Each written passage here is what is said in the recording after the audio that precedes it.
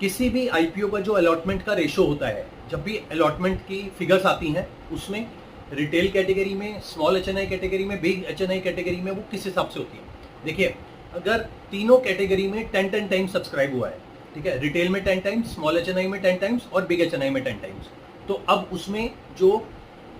वो होता है कि मतलब किसमें कितने जनों को मिलेगा, ठीक है, तो उसका रेशो जो है वो कैसे निकलता है। रिटेल की कैटेगरी में यही होगा कि 10 में से किसी एक जने को 15,000 का अलॉटमेंट मिलेगा, ठीक है, क्योंकि एक लॉट उसमें रिटेल में 15,000 का ही होता है।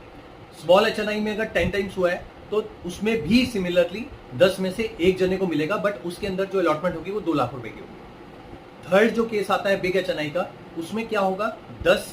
टाइम्स अगर सब्सक्राइब हुआ है 10 टाइम्स, तो 10 divided by 5 is equal to 2, तो हर 2 में से एक जने को 2 लाख रुपए की अलॉटमेंट मिलेगी। अब ये जो डिवाइड बाय 5 वाला फैक्टर है वो किस हिसाब से है कि बिग एचएनआई में जब भी आप एप्लीकेशन अपनी लगाते हैं उसमें होता क्या है कि अगर आपने सपोज 10 लाख रुपए की एप्लीकेशन लगाई है तो 10 लाख रुपए की एप्लीकेशन में आपको अलॉटमेंट 2 लाख का ही मिलेगा, तो इसमें डिवाइडेड बाय 5 हो जाता है, ठीक है। तो इसीलिए आप